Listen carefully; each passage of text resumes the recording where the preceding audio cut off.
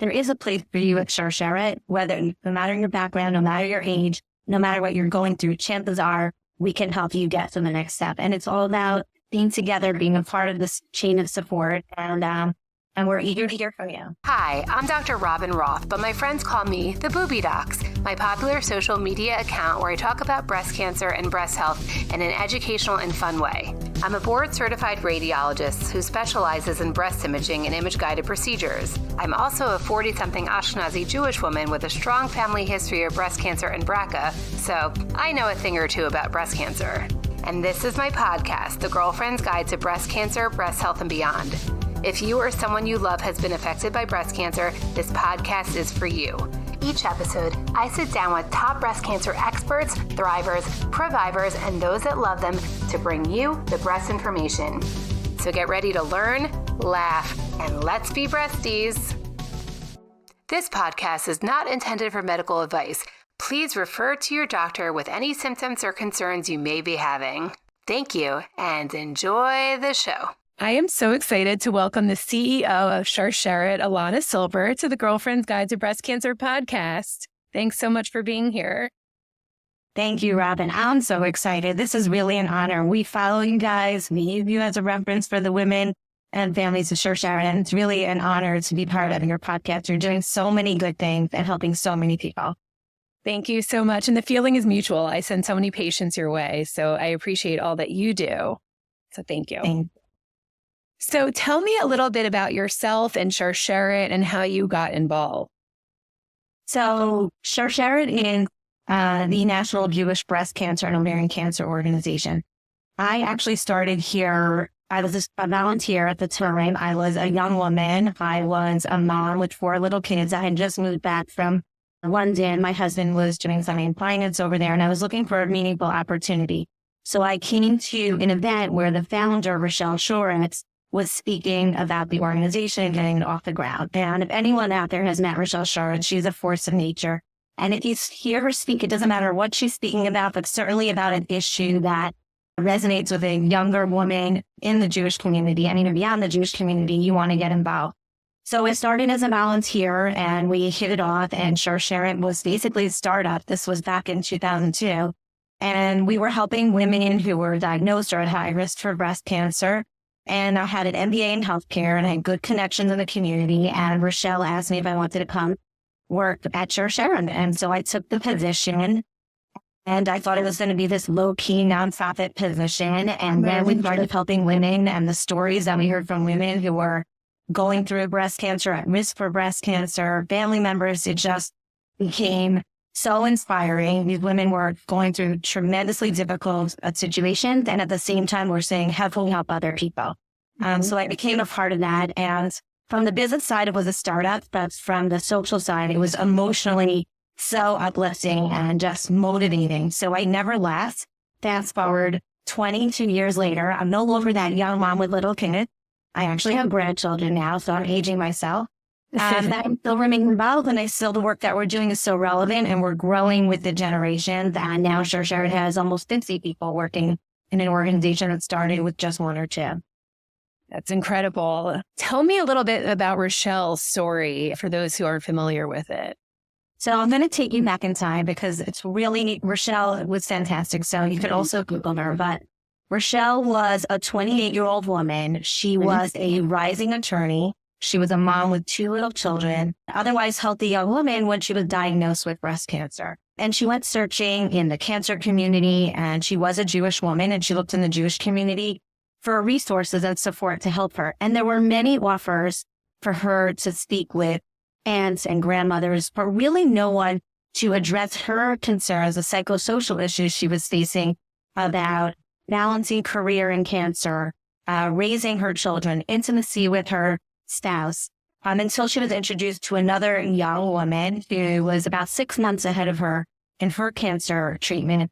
And she really carried Rochelle through those harrowing days before surgery, through treatment. And then Rochelle looked at her, and the other woman's name was Lauren. And she said to Lauren, we can't be the only 2 out there. Like, let's start an organization. If we can help find women, connecting them through peer support, we can help them get to the other side of this, partnering. You have incredible medical care in this country. Thank you, Robyn. But really addressing all these social issues, we can do this. So they set their goal as 5 women. And in the first year, 1,000 women reached out. And that's how Sharsheret got off the ground, from a handful of volunteers, lots of support from the community, and then reaching and branching out. We were always a national organization, but we didn't have touch points across the country. We were sitting in northern New Jersey. So we started to have volunteers and connections, from here to Miami to Los Angeles. And now today we have offices in Los Angeles, in Chicago, in South Florida, in New York, and New Jersey. And we just launched one across the globe in Israel. That's incredible. I want to just clear up this from the get-go. I know you mentioned the word that it started as a Jewish organization, but Sharsheret services are not only for Jewish people, right? Is it? Right. So you have to be comfortable with it being Jewish. I kind of sometimes compare it to going to a JC. We have amazing resources, and it's not only limited to the Jewish community, but you will see the word Jewish, and many people are not Jewish. But I'd say 20% of the women who reach out to us for support do not identify as Jewish. And many of them are interested in coming to Sharsheret really because of the programs we offer. And it doesn't really matter what your connection to Judaism is or may not be.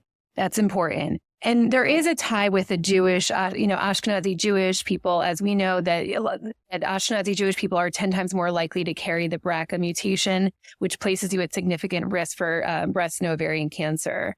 So that is definitely the tie-in. But like you said, the services are not limited to only people who are Jewish. Because that's a question we get. Why a Jewish breast cancer organization? Right. There are a lot. So the number one answer is what you're saying, genetics. We can't change our Jewish genes, and what's really important for the community to understand. And when we say Jewish, I mean, there are people that don't even consider themselves Jewish, but have one Jewish grandparent. They also need to understand there's Jewish genes in their body, and they should be aware of their increased hereditary risk, because as you know, and I know, there are things we can do today to protect our health and protect the next generation as well. Absolutely. So Rochelle and Lauren were really ahead of their time recognizing the young peer support group. I feel like through social media, back, what year was this? What year was Sharsheret founded? 2001. Right. So 2001. So we didn't have the internet. We didn't have social media the way that we have it now. So they were definitely ahead of the time. And I know that you initially started as a peer support group, but how did your services evolve over time? So peer support was the original program, and Sharsheret, just so I don't know if people out there know, it's the Hebrew word for chain, and it symbolizes the connections we make between women. And it's a very beautiful image, and anyone who's part of the network is strengthening this chain of support for each other. And so that's how it started. So then women would call, and the way our peer support worked, it wasn't like online dating where you just pick your peer supporter. We had real deep conversations with women. What are you looking for? What do you want to be connected? One woman, her biggest concern is losing her hair. Another one is, how do I talk to my children? Another one. So we would have these conversations, and then they would say, I'm worried about this genetic component. You have a genetic counselor on staff. I'm really like, maybe we need to start a program that focuses on genetics and create more. Then someone will say, I am concerned about losing my hair, but also I have to have a job interview tomorrow. How do I do my makeup without eyebrows? I don't really want to screen cancer at my interview. So we created a program that addresses the cosmetic side effects of cancer. And then another one was, how do I tell my children? So we created a program that addresses parenting. And that's slowly how it evolved and way beyond. And in order to facilitate these programs, we bring on trained mental health professionals. They're not run by volunteers. These are women. We are 100% female right now at the organization, and our genetic counselors and our social workers are trained not only in how to provide emotional support and patient navigation, but also to really understand the issues. Because many people have therapists, but it's not about that. It's about really empowering women to take control, and men, because we also speak to men and family members, to take control of the situation and to get to the other side. And we're kind of the quarterback in that area. I love that. I saw that you guys offer, that Sharsheret offers financial services for like microblading, like you mentioned, and also nipple tattoos. Yeah. Right? So unfortunately, what we've seen over the last couple of years, certainly when COVID hit and even going back to 2008, there have been really hard financial times. A lot of women and men are losing their jobs or have to change, or there's changes, life changes, and cancer is expensive. And we don't even talk enough about the financial toxicity associated with a cancer diagnosis. There's, besides even the health insurance and all that, there's so many accompanied expenses that previously you didn't have to deal with. And then a woman could be facing like, do I not do a service, for example, let's say like cold capping to try to preserve my hair during chemotherapy because I'd have to spend the money on my copay.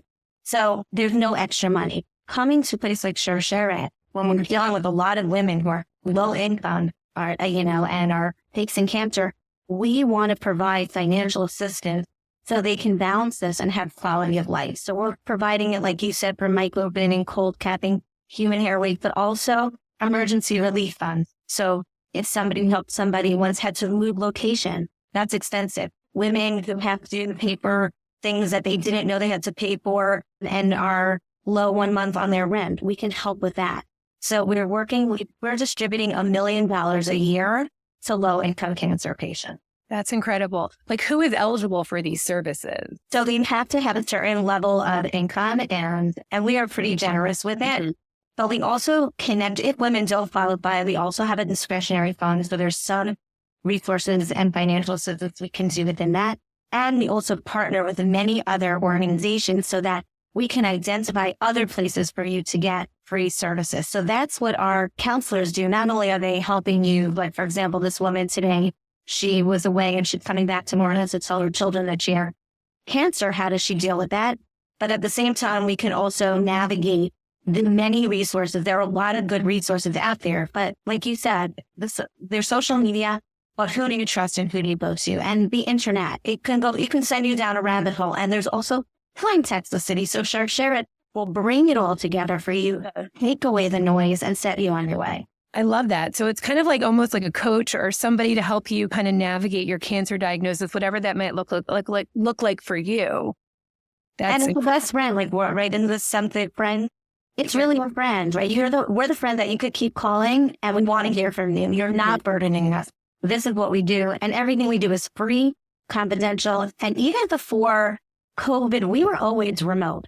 Because the understanding of Rochelle had and that when we talked about developing is women don't have time necessarily. If they want to go to support group that's local, that's great. But what if they have a doctor's appointment tomorrow and they don't even know what questions to ask? Sharsheret can get them what they want in real time. That's what we've always been, everything has come directly to the women. We send everything by mail, email, live chat, through social media, Facebook. People DM us and we get them what they need. They don't have to leave their house, their car, their office, their bed. Is this services only for people with breast cancer?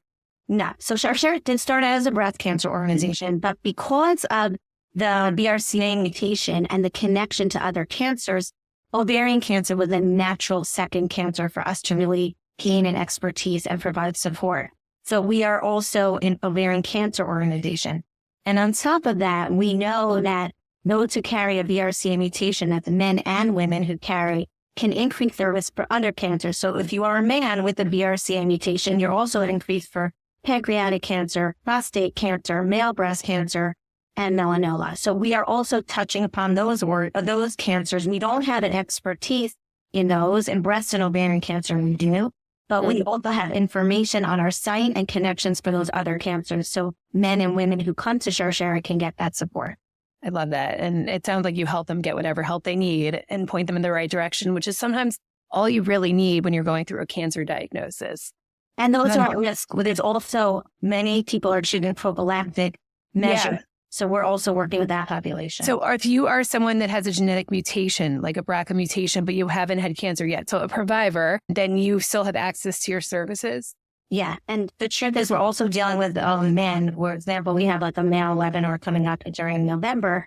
And our featured speaker is a man who's BRCA positive who had a prophylactic mastectomy. That's not something that's usual, but Sharsheret can provide information and resources for that population. And we have a lot of young women who are, and I don't know how much we want to get into the science of it, but are doing procedures to not only prevent their own cancer, but to also try to cut off the mutation from the family through IVF and PGT and other procedures. I've heard of that. So you can kind of select the embryos that are not affected by the genetic mutation, which is a whole nother podcast episode that I'm interested. Do you guys help with that element of it?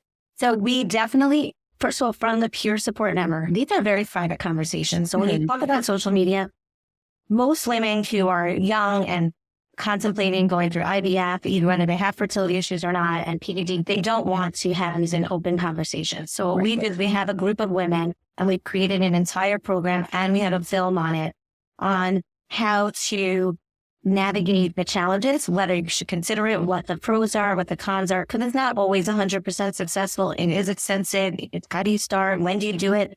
Can you have babies in between surgeries? Like lots of different information. So yes, we help them go through the process every step of the way. So hopefully they will never have cancer. But they're calling us. Many of them have seen family members suffer from cancer. They have this genetic mutation in their family. They've been seeing it.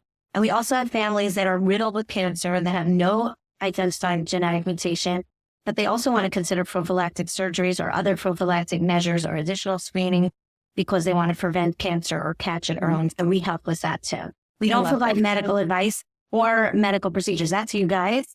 But we help to explain it. It gives us a whole new language for a lot of people. And we can kind of bring it down in a way that's really understandable and a way to take action. That's so important. While we're on the topic, I know we spoke a little bit about ovarian cancer, and I want to mention that it is Gynecologic Cancer Awareness Month. So I wanted to just talk a few minutes about the 5 main gynecologic cancers, because we often hear ovarian cancer, but we don't hear as much of the others, which are cervical cancer, endometrial and uterine cancer, vaginal and vulvar cancer. So I think we need, number one is awareness, because they're all kind of lumped into this one month, and it seems like ovarian cancer gets all the glory, but it is really important that we talk about the other types of cancers, because many of them, don't have necessarily screening tests. So we just want to educate about what the side effect, like what symptoms that women might have that might be diagnosed with vaginal cancer or, even ovarian cancer. So I think that's really important.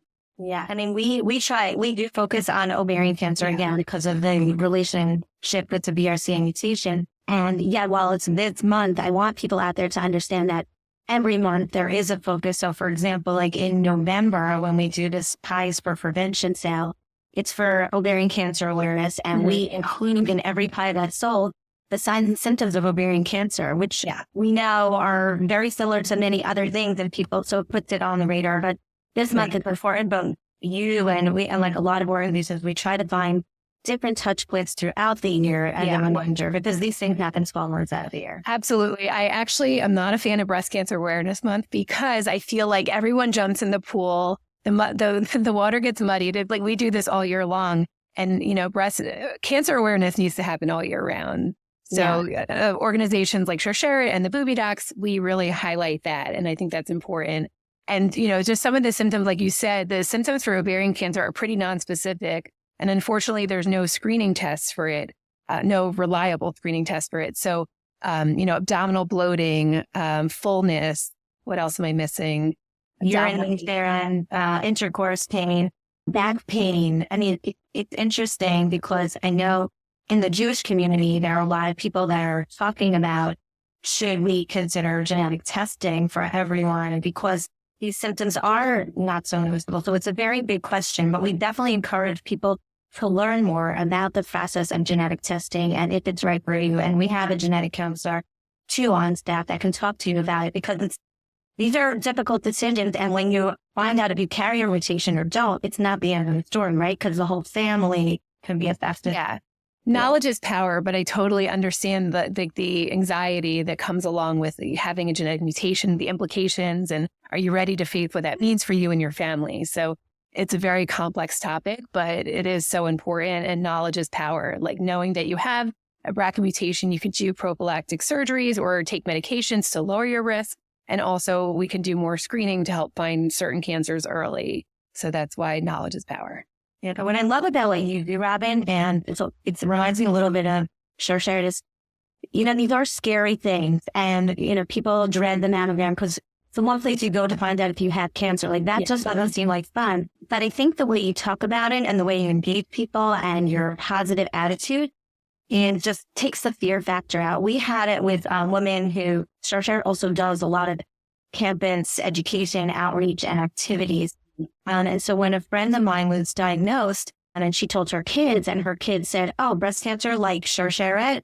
She said, "Yeah." She said, "Oh, yeah, we know that at school it's going to be okay." And I think that the doc says the same thing. Add women, especially younger women who are maybe don't have mammograms yet, but if they're going, they'll be like, oh, mammogram, you're doing that? Okay. It takes a little bit of the fear and it makes them feel part of the community. Thank you. Kudos to you for really making it so much more manageable. Thank you. Honestly, it's come a lot from my own anxieties that I have over tests. Like I created the Booby Docs as I was turning 40 and I was getting my mammogram and I knew that I was nervous. My friends were nervous. Everyone has these same fears. Like, what if they find something that's a real possibility?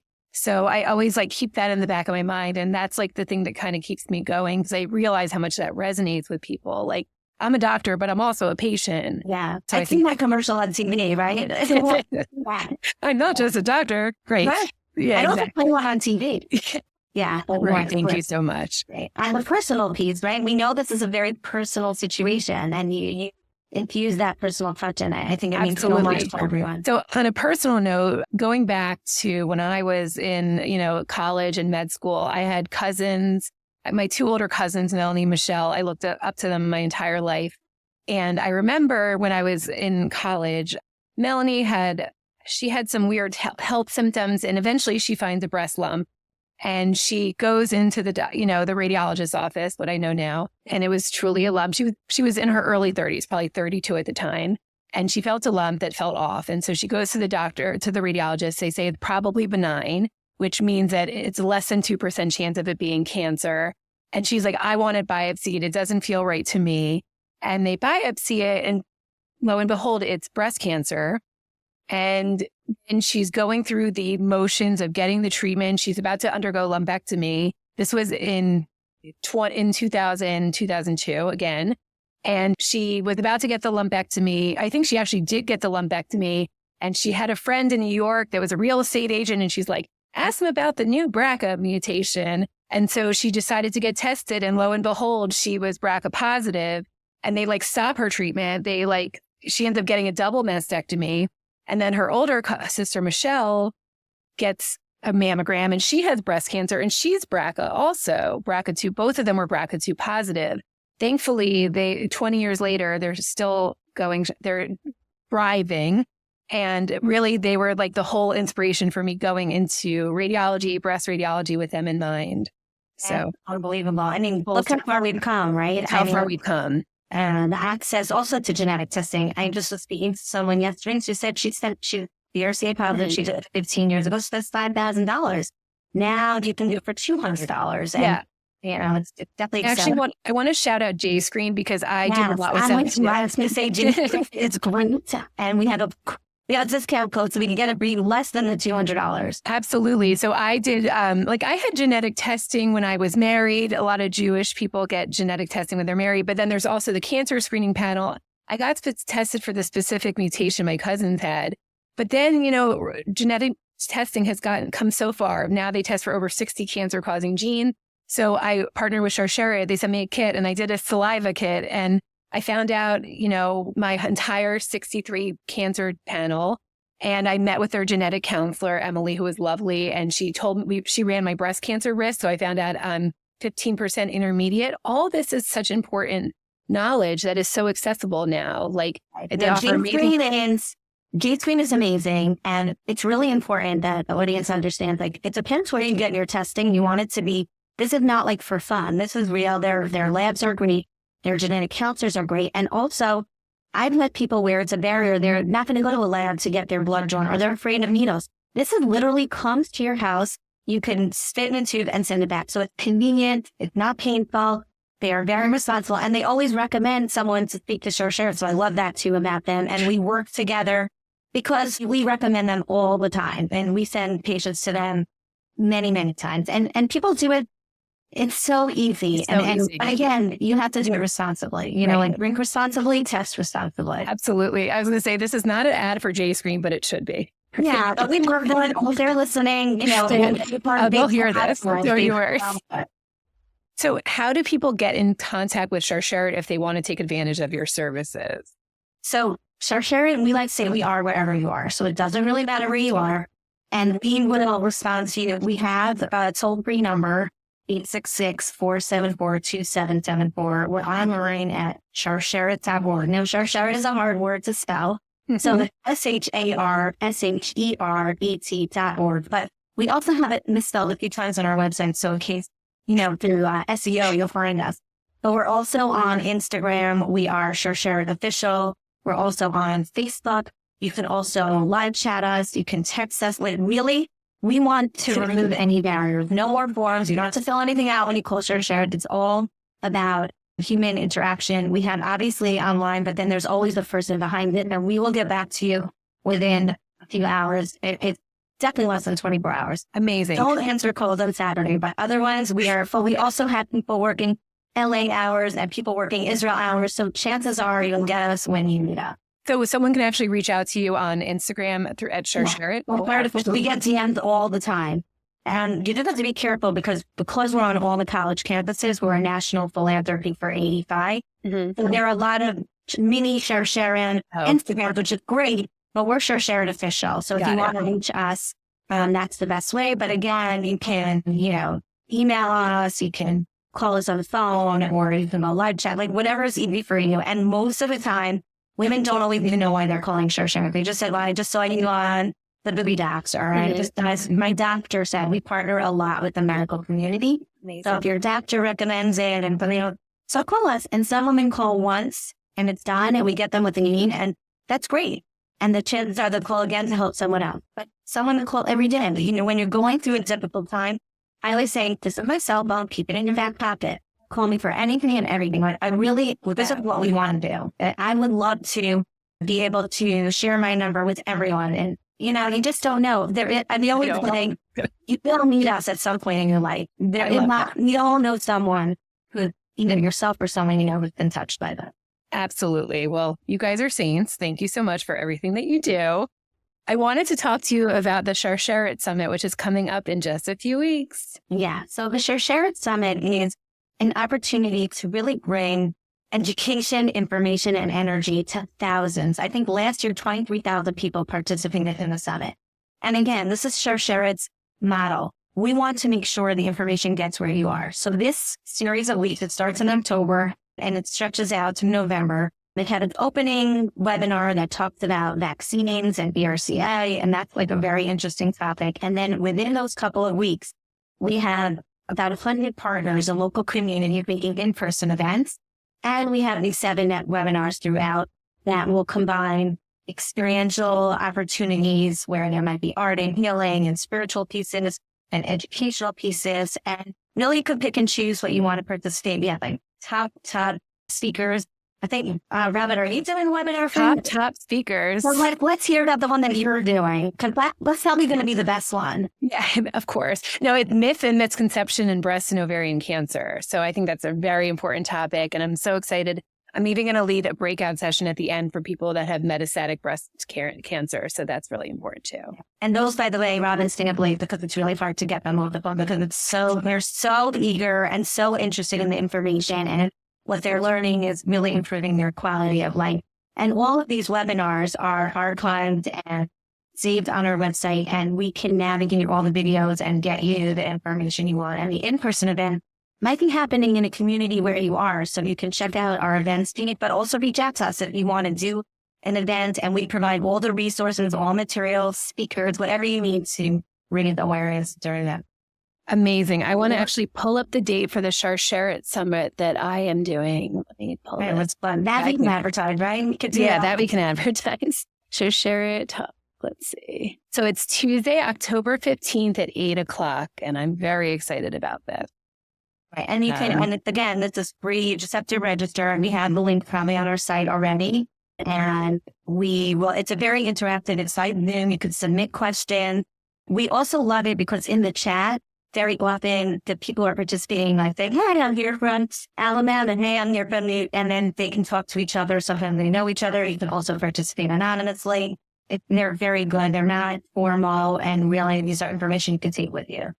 Amazing. Well, thank you so much for talking to me about Sharsheret and everything that you guys offer. It's really an incredible organization.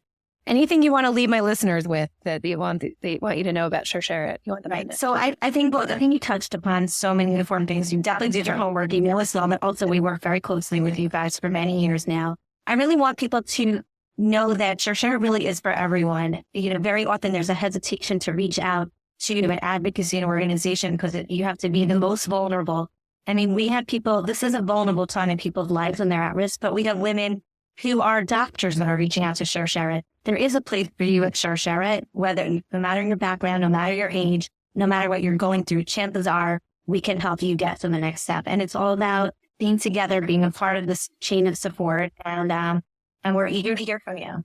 Amazing. Actually, the title of my talk on Tuesday, October 15th at 8 p.m. is From Fact to Fad, Breast Cancer and Ovarian Cancer Screening Options Beyond the Hype. And I'm going to be speaking with Dr. Haley Moss, who's she's amazing.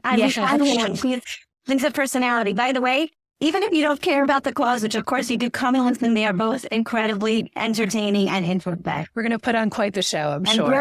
And brilliant too. Awesome. Well, thank you. Great. Thank you. And I'm really looking forward to it. And thanks so much for coming on the podcast. Thank you. Thank you so much for listening to this episode. If you enjoyed this conversation or learned something new, please go to Apple Podcasts and leave me a 5-star review and help spread the word. If you tell me you did, I'll give you a big virtual smoocheroo. And of course, make sure you follow me across all social media platforms at The Booby Docs for more of the breast information. And a huge thank you to my podcast producer, Christian Cuveta, an amazing medical student who also wrote and produced the music for this show. Take it away, Christian.